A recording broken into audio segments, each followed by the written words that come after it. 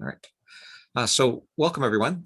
Thank you for coming today to hear Kwame's Master's Defense in Electrical and Computing Engineering. I got to say it's a real pleasure. I think you're going to find this quite interesting. The presentation will be broken up into two core parts. The first one is on the value of solar. And if you're familiar with what's going on in the photovoltaic industry today, there's an enormous debate about how utilities should value the electricity that's being produced by distributed generation. And it's one of these things where Kwame came in at right the perfect time. I can basically guarantee you that his article on this topic is going to be cited hundreds of maybe thousands of times. It was one of the most read articles ever to come out of Michigan Tech when we put out a little release about it. And there are people from all over the country and all over the world that are very interested in using the equations that he developed in order to make better decisions for their local areas. And then the second part is really about floating PV, which we developed a new type at Michigan Tech, and we got some really interesting results on how FPV can not only be used to generate electricity, but also to conserve water. So without further ado, let me hand it over to Kwame. Thank you, Dr. Pierce. So as Dr. Pierce said, my name is Kwame Haibo, and I'm a graduate electrical engineering student here at Michigan Tech. And today I will be defending my thesis titled Quantifying the Value of Foam-Based Flexible Floating Solar Photovoltaic Systems. Without further ado, I will be showing you my presentation outline. So first, we're going to look at the background of this thesis, and then we'll look into the first part of the project, that's the value of solar methodology. After that, we'll be discussing the water conservation potential of foam-based floating PV, and then we'll look into the implications of this study, and then this presentation will end with the future works. So on to the background. I would like to start the background by showing you these two numbers, 785 million and 770 million. The first one is the number of people living without access to basic drinking water services throughout the world. And the second one is the number of people living without access to electricity services. I wanted to share these statistics because I was one of those people when I was a kid, and this is why I would like to look into this to bring more solution. But there is a chance for all those people to get out of this issue. This solution comes in the form of solar PV that has remained the fastest growing electricity source according to the IEA as of 2020. As we can see here on the graph, even in 2020, with the pandemic going on, solar PV remained the fastest growing, showing how resilient the system is. But one challenge that solar PV faces is the land use, because when solar PV is installed in large amount, it uses a lot of land. So different studies has been looking into ways of mitigating that land challenge. And one of those ways is installing solar PV on water surfaces. And recent studies has shown that when solar PV are installed on water surface, there is a reduced cost of the overall system, there is a reduced land impact, and also solar PV on water surfaces can bring an improvement in water savings. This is the context in which the project in which the thesis is included has come to light. So this thesis is part of a larger project of the MOST group at Michigan Tech. And the objective of the project itself is to investigate the economic and environmental viability of foam-based floating photovoltaic panels. And what is a floating photovoltaic panels? So a floating photovoltaic panels is when a PV system is installed on the surface of water. The project has 5 different components. The first one is the value of solar, where how solar is valued, especially when it's connected to the grid. And when solar is connected to the grid, we talk about distributed solar PV generation. We looked into how utilities reward the customers that have their solar system connected to the grid. The second one is the system design, where the foam-based FPV system was designed here at Michigan Tech. And then we have the energy and the energy production and water savings of the system. After that, there is the LCA, that is a life cycle assessment of the system. We don't want to put out a system that is not environmental friendly, so we need to look into what will be the impact of the system on the environment. And finally, the value of solar as well as the energy production and water savings will be combined to come up with an economic value of the system. So this present thesis covers two components of the project. The first one being the review of value of solar methodology with a case study in the US. And the second one is the energy production and water saving potential of foam-based FPV. When conducting this thesis, we had the following objectives. For the value of solar, the first objective was to develop a generalized VOS model that could be adapted in different locations throughout the world. And the second one was the evaluation of the value of solar in the United States. For the foam-based FPV, the first objective was to look into the water saving potential of FPV, then come up with a new temperature model of the foam-based FPV and use that temperature model to evaluate the energy production of the system. And then the water saving model and the energy production model were used for a case study on Lake Mead in Nevada. This study has resulted in the publication of two academic papers, the first one being the one on the value of solar that was published in Renewable and Sustainable Energy Reviews, while the second one that is on the foam-based FPV has been published in Energies. So now we're going to dive into the value of solar methodology. But before that, I would like to take some time to show you how distributed solar PV systems are currently priced in the US. There are two ways to do that, and they both work on the same principles. So here we have a customer that has solar panels installed on his rooftop, and the production of the system, part of the production of the system is going to be used by the house, and the excess generation is going to be sent to the grid. And then when the solar PV system is not producing enough energy, the customer is going to take energy from the grid, and then a difference will be made between those two energies. How that difference is evaluated or rewarded, define whether it's net metering or value of solar tariff. So in terms of net metering here, the utility will just reward the customer at best at their price, meaning that when they're using fossil fuel, they will be considering solar PV to have the same value as fossil fuels, while net metering decouple the two because there is two different meters that are used, and then this will make the value of solar different for the value of fossil fuel. So net metering, as I said before, compensates at best at the same price at the utility retail price.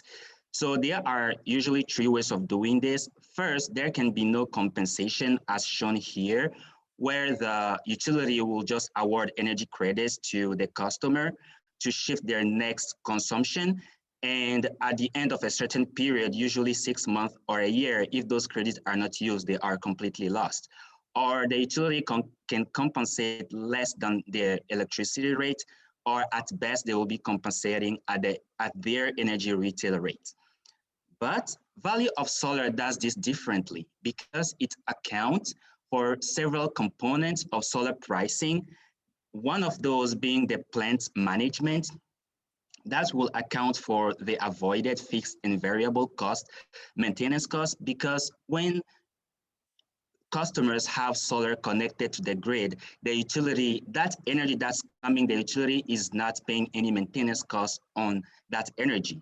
The second one being the fuel price, meaning that when the solar customers are connected to the grid, for that energy, if the utility is using fossil fuel, they don't need to purchase any fuel. The third one being the electricity generation, that accounts for the avoided cost for new plants construction from the utility.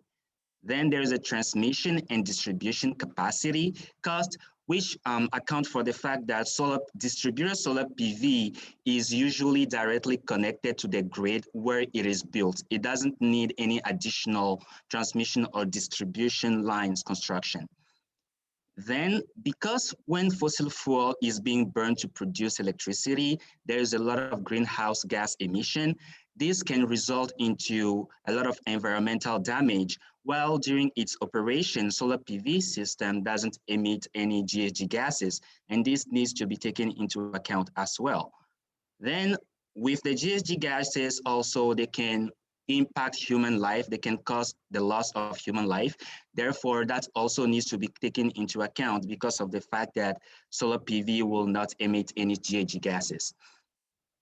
Other components that also can be accounted for are ancillary costs that will account for the fact that there will be an improved voltage control and grid reliability when there is distributed solar PV connected to the grid. Then there will be solar integration costs that will account for the cost of interconnecting solar PV to the grid.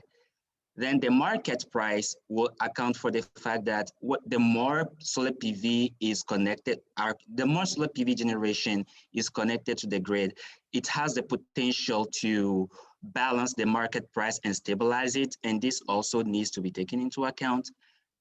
The economic development components will account for the fact that when solar PV is installed in an area, because it's a new technology, there will be new jobs that can be created.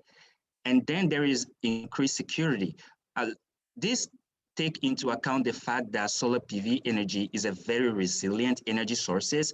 If we take the case of Texas, for example, when there was the snowstorm that causes a lot of houses to be blacked out and have no energy access, people who have their solar PV systems will still have access to electricity. And then there is water impact that can also be taken into account. This will account for the fact that when fossil fuel is burned, especially in steam-generated plants, there's a lot of water consumption, while solar PV system during its operation have a low water usage. So as you can see, there is a lot of components that can be taken into account, which begs our first research question, that is, what components should actually be included in a value of solar methodology? And the second research question is, what is the true value of distributed solar energy here in the US? To address these questions, we use the following methodology. First, we performed a literature review where we looked at the literature at the past studies on this VOS subject to see what components were included and do they have existing and proved calculation methods. So these components that have an existing and proved calculation methods were taken into consideration, and the different variables that were used to perform the calculation were identified. Then we proceeded to this phase where we collected the data, and collecting data for this study is very tricky because the data is utility owned.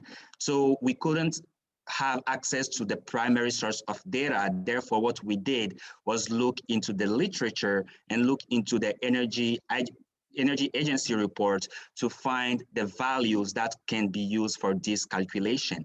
Since the origin of the data was of secondary nature, we had to perform a sensitivity analysis during our calculation to make sure we see the variation of the different variables. 9 value of solar components were identified as shown here. The first one being the fixed operation and management cost. Then we have the variable operation and management cost. We have the fuel cost. We have the generation capacity cost, then the reserve capacity cost. After that, there is a transmission capacity cost, then the distribution capacity cost, and finally the environmental cost and the health liability cost. So all these costs were calculated in terms of avoided cost, and then they were summed up together to get the value of solar. This is the sample of the table that we use for collecting the data. So we looked, as I said before, we looked into different reports and literature to find the high estimate and the low estimate. And then we reported them into the table with the sources so that it can be, so that people can verify the origin of the data. So for example, for the utility fixed O&M cost here, the high estimate was $18.86 per kilowatt, and the information came from the United States Energy Information Agency, and then the lower estimate was $7.44 per kilowatt. We use the following calculation procedure to evaluate each component. First, we calculated the solar PV production based on a 1 kilowatt installed system. Then this energy is used to calculate the utility cost for each component. The utility cost here is the cost that solar PV will shift for the utility. And then a discount factor was applied to account for the fluctuation of money over time, because the study was conducted over the lifetime of the PV system. And then all this value over the lifetime was summed up together to get the VOS component. And the VOS itself, in terms of levelized cost of electricity, is calculated by adding all the VOS components as shown in the red box here. So here, the VOS is the value of solar, that was in US dollar per kilowatt hour. V1 to V9 are the VOS components.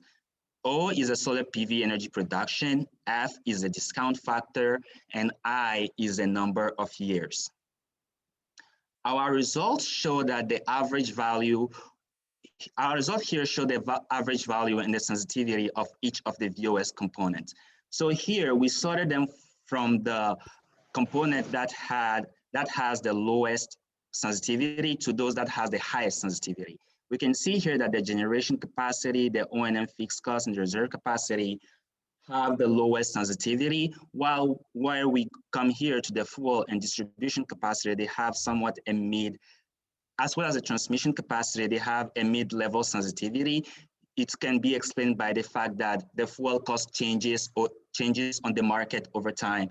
And also for the distribution and transmission capacity, they have this variability because it can happen that where the distributor solar is being installed, there is no need for constructing new distribution or transmission lines in the first place. But then the two that accounted most for the VOS were the health liability and the environmental cost. This had the highest sensitivity, but also the highest contribution to the overall cost. Their sensitivity is explained by the fact that depending on the location, depending on the state, the policy to account for the greenhouse gases liabilities are different. That's why there is such a high variability here. So the values of VOS obtained here are in agreement with VOS studies across the United States. What we did here was we run also a sensitivity analysis on the core VOS. So we had a low case scenario, a middle case, and a high case scenarios. In the low case, the VOS was estimated to be 9.37 cents per kilowatt hour, while in the high case, the VOS was estimated to be 50.65 cents per kilowatt hour. When we compared that to the existing studies on VOS, we found out all the values were in the range of our calculation. For example, in the state of Minnesota, that is the only state to date to have a VOS policy statewide, has a VOS value of 13.5 cents per kilowatt hour, where in Maine, a study has shown that the VOS can account up to 33.7 cents per kilowatt hour. What struck us at the end of the study was that when we compare our range of VOS, the existing net metering values, all the existing net metering values were below our lowest case scenario of VOS, which brings us to our first conclusion. That is that when VOS is used to reward customers, utilities are wrongly rewarding them. Our second conclusion was that VOS methodology is possible because there were past studies. They, of course, didn't include all the components, but here, here we included all the components that had existing calculation methodology. Then we have the location dependence, that is that the VOS rate is subject to changes from one location to another, as we've seen with the environmental cost and the health liability cost. So now we're going to go on to the second part of this study, that is the energy and water saving potential of foam-based FPV. First of all, I would like to begin by presenting you the different type of FPV that has been mentioned in past studies. One of those, that is the pontoon-based FPV here on the left, where solar PV panels are installed using an aluminum rack that is installed on a floating system to make sure the system stays afloat. Then we have the submerged PV panels, where the panels are completely submerged underwater. Then we have thin film PV panels that use second generation PV systems that has a very low mass to install them on water surfaces. But the system that we actually studied is a new design that was proposed by Pierce in 2020 here at Michigan Tech. Pierce is also part of the MOST group, and his design was part of the project that I mentioned at the beginning. So for his design, he used a flexible single crystalline silicon panel, and then he proposed the use of green polyethylene foam to ensure that the system stays afloat, and the system is connected to a buoy that is tied to a brake to make sure it stays in place. And since this is a new system, we have the following research questions. The first one is, what is the effect of the water on the energy production of the foam-based FPV? The second one being, what is the water saving capability of the foam-based FPV? And to answer these questions, we use the following methodology. At the bottom here, what we first did was to collect lake data to run an evaporation model that was derived for the Penman-Monteith model. And then from this model, we have a water saving model that we then use to perform water saving calculation. At the top here, we collected experimental solar data on the Portage Lake here in Houghton. And then this data that we collected was used in a regression model, and this regression model yielded a temperature model, and the temperature model was, and then when we have our temperature model, what we did was to fed the data from Lake Mead into the temperature model to have our energy analysis. Then the energy analysis and the water saving calculation were performed to obtain the energy production and water saving of the foam-based FPV on Lake Mead. We made the following assumption during our calculation. First, we've considered only 10 to 50% of the lake to be covered by foam-based FPV. This consideration was backed up by recent studies that has shown that when FPV is being installed on a water surface and the water surface is used for other activities, more than 50% of the lake should not be covered. And Lake Mead is used for recreational activities as well as for fishing. For the evaporation savings, we consider that 90% of the evaporation would be saved by installing foam-based FPV on the water. This also is backed up by recent studies that has shown that when pontoon-based FPV was installed, up to 90% of water can be saved. Shading losses has been neglected during our study because it's an open water surface and there is not a lot of shading. There is not a lot of shading in the first place, and the shading that are there are very far obstacles that will not impact the energy production of the system. And then there is the module inclination that was considered here to be 0 degrees because the modules were flat on the water surfaces. The Penman-Montis model that is used is adapted from the original Penman-Montis model. So the original Penman-Montis model was used to evaluate the evaporation on the surface of canopies, but several past studies has adapted this model to evaluate the evaporation on open surface waters, as can be shown in the red box here. And all the parameters that are shown in the red box there were calculated using weather data that are water temperature, air temperature, relative humidity, dew temperature, atmospheric pressure, wind speed, solar radiation, as well as lake properties, such as the lake depth, the latitude of the lake, as well as the height at which the lake is located compared to the sea level. For our temperature model, we have based it on the Kamuyu's temperature model. Kamuyu has developed a temperature model for pontoon-based FPV that can be seen here. So in Kamuyu's model, the operating temperature of the cell is linearly dependent on the air temperature, the solar irradiation, the wind velocity, and the water temperature.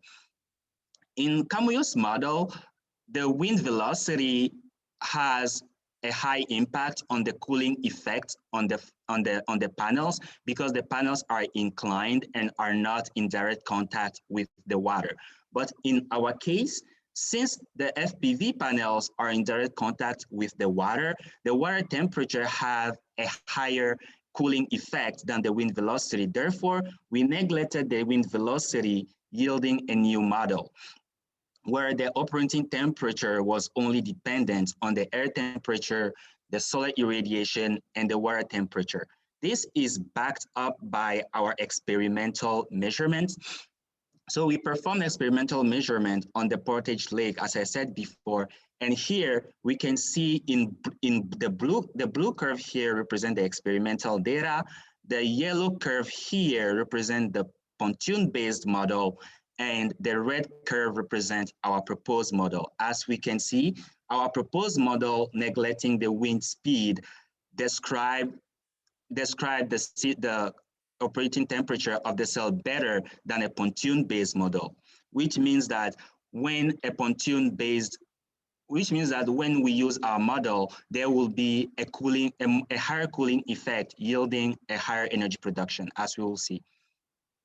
So for the evaporation study results, we've plotted the evaporation for each month. And as we can see here, the hotter months have higher evaporation that are from April all the way up to September. And we've compared our result to past studies on Lake Mead, and our result was comprised in the range of value found by Morio and Svankar in 2012. The operating temperature model shows the cooling effect of the water on the FPV panel, as I said before. So in blue here, we have the temperature model throughout the year, but plotted using the pontoon-based model. And in red, we have the temperature model plotted using our proposed model. And as we can see, our model shows a cooling effect on the panels. When we run the water savings and energy production analysis, we've seen that, for example, when 10% of the lake was covered, up to 25 terawatt hour of energy can be produced, while up to 126 million of cube meters of water can be saved. And on the upper side, when 50% of the lake is covered, up to 127 terawatt hour of energy can be produced, while 633 million of cube meters of water can be saved. These all seem like very high numbers, but what do they actually compare to? So we looked at it, and 633 millions of cube meters per year, that is actually enough water to supply the whole city of Los Angeles during a year. And Los Angeles is the second largest city in the US. It's also enough water to supply the whole state of Nevada.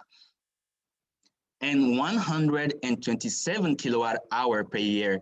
This is enough energy to supply 3% of the total electricity consumption in the US, or this is also enough energy to, or this is also enough energy that when 50% of the lake is covered, can be used to shut down 11% of coal-fired power plants across the US, therefore reducing the impact of the country on GHG emissions and also reducing climate change. We've drawn the following conclusion from our foam-based study. The first one being that foam-based have the potential to prevent water evaporation. The second one being that there is an increased energy production when the foam-based model that we developed was used instead of using a pontoon-based model. And finally, foam-based FPV have a lower footprint because it doesn't have a high land occupation footprint in the first place. What are then the implications of this study?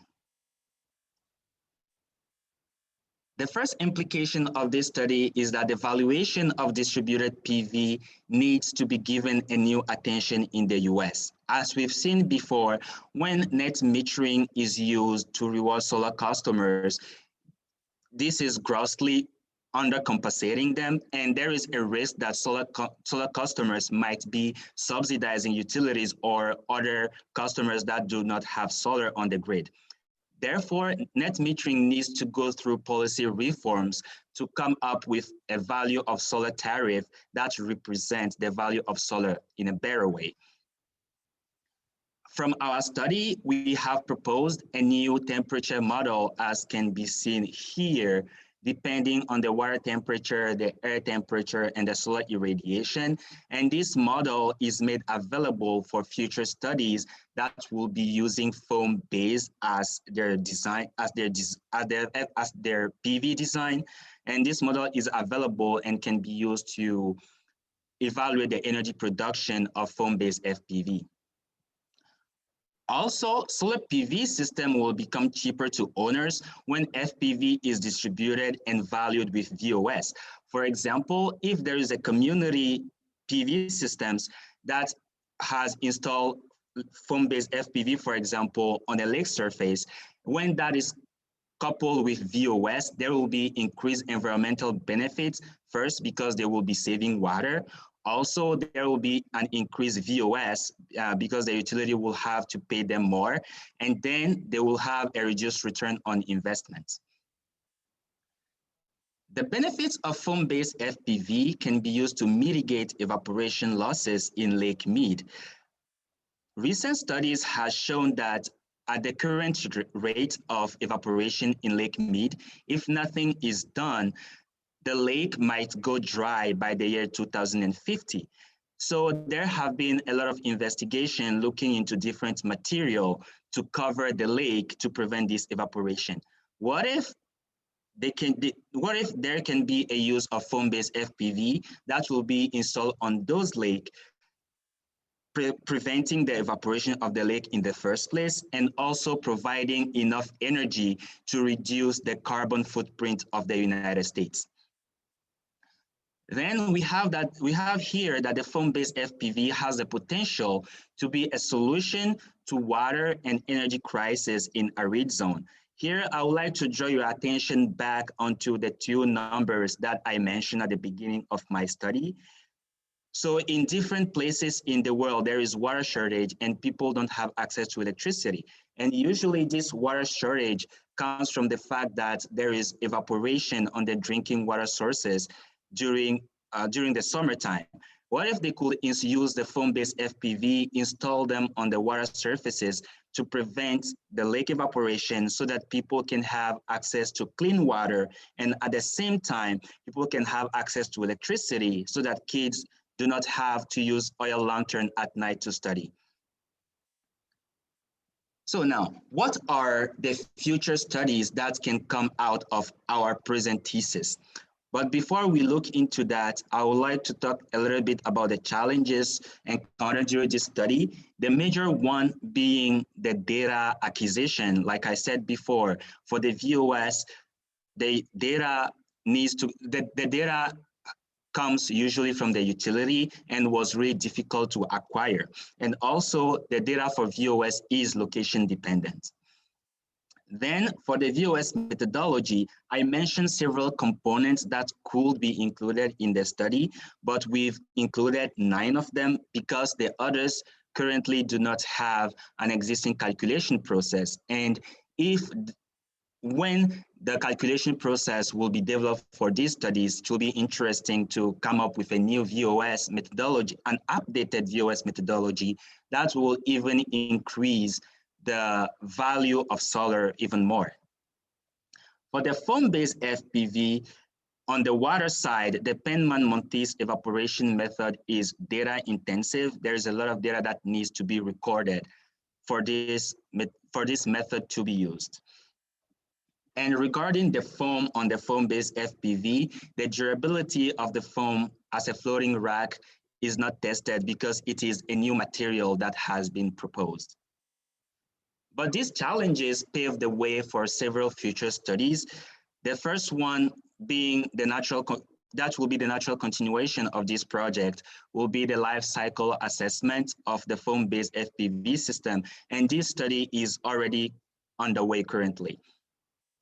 Then there will be the economic value that will combine the VOS with the energy production to determine the economic value of the foam-based FPV system.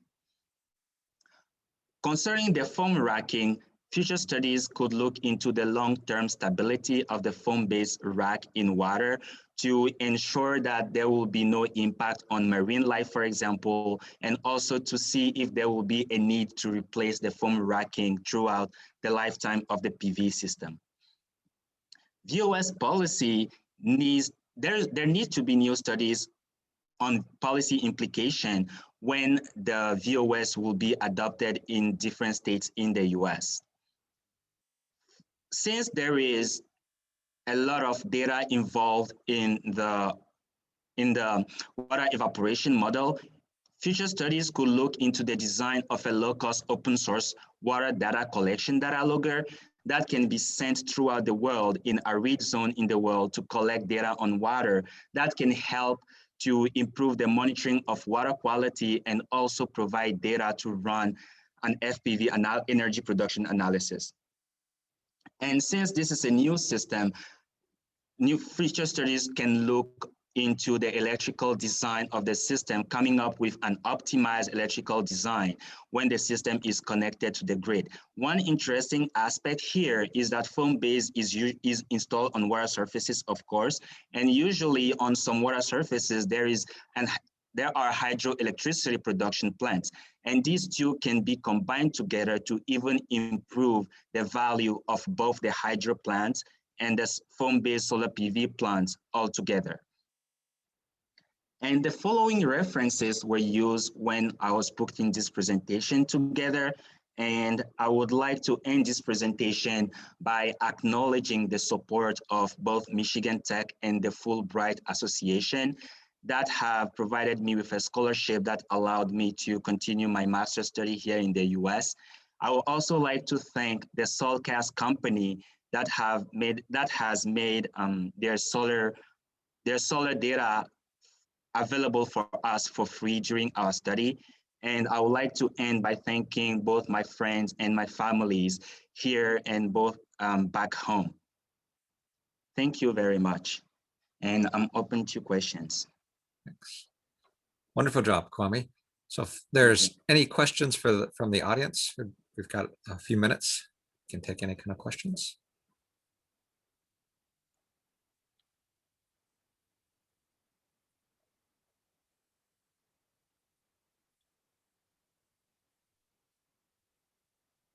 You should be able to unmute your mic. If you have one, just jump in.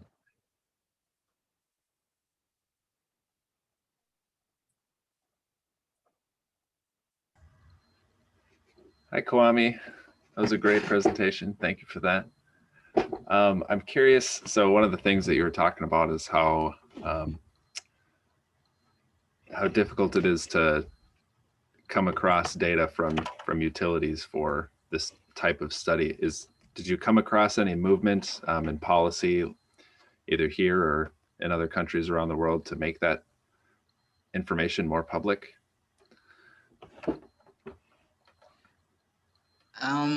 No. As far as I've seen in my research, I have not seen any kind of movement like that. Though I was discussing recently with two people from California who they were part of an organization that were looking into improving the VOS, because right now in California, there is that the utilities are pushing to even bring down the net metering down even from the current value. So there are this kind of association that are working towards looking into that. And yeah, that's all I know for now. Yeah, I haven't really looked into, well, I have looked, but I haven't found any actual movement as far as I know that exists that is pushing towards that. Thank you. Thanks.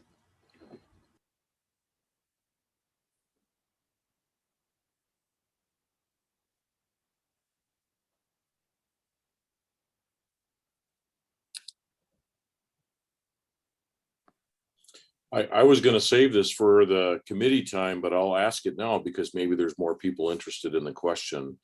In my reading, I will confess that I didn't get quite deep enough into studying some of the details of the model that you presented, but I was wanting to understand some of the aspects of the.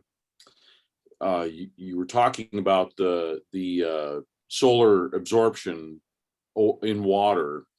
And I was wondering if you accounted for the fact that photovoltaic devices tend to have a very high absorption coefficient for solar energy, somewhere between probably 80 to 94%, depending on how good they are. Maybe some are a little bit less efficient, but you know, the texturing of the surface and the nature of how those devices absorb the solar energy radiation over as broad a range of spectra as possible. And compare that versus the water absorption of the solar spectra, because I know that you accounted for the fact that the solar energy absorption of the water was one of your contributions in your model. I guess I was wondering about if the photovoltaics are going to be able to absorb these very high amounts of energy from the solar spectra, and they are going to be in contact with the water, is there a local heating effect that's actually going to work against?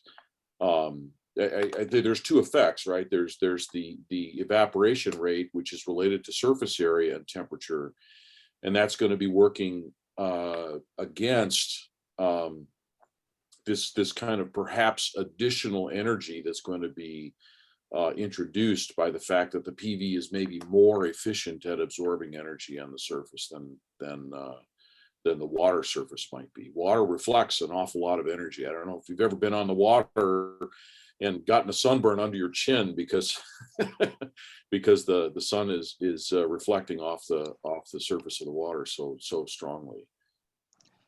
Okay, so if I understand the question well, you were asking if we have taken into account the fact that the water will be absorbing part of the energy that will reach the solar panel, or if the water will be absorbing or if the water will be reflecting part of the energy, and if the panels could absorb that reflected energy.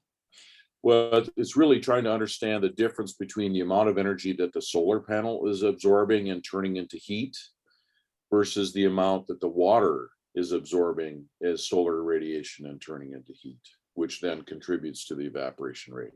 It's trying to understand that difference, whether that was part of the model or not. Oh, okay, yeah. No, that was not part of the model at this point of the study. So at this point of the study, what we focused on was more the cooling effect of the water on the panels and not the heating effect of the panels on the water. So I guess the secondary question that I have then also is, and I like the model that I was seeing from the or the analysis that you did on the temperature of the panels as they sat on the water. Was that assuming that there was actually the insulating layer that was not then contributing to the temperature of the panel, or were you assuming that the water temperature was the panel temperature? You know what I'm meaning? If there's an insulating foam layer there, is that something that is actually isolating the panel from the water surface to some extent, or is that actually? Oh, okay, yeah, I see what you mean. No, we've actually considered, because when the panels were being, when we were measuring the temperature of the panels, the temperature probe was directly connected beneath the panels, not beneath the foam layer. Okay, yeah, so it was actually based on that direct measurement. Very good, very good. Yes. That's what I wanted to understand. Is there any other questions from the audience? 10 seconds, and then we'll close the room down and just have the committee members. So if you are not a committee member, would you please log off, or I'll log you off. Great job. Thank you for attending. I really appreciate it.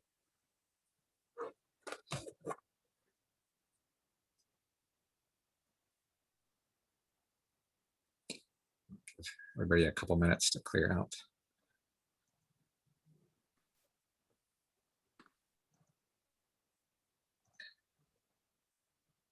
And Kwame, I think I'll stop recording.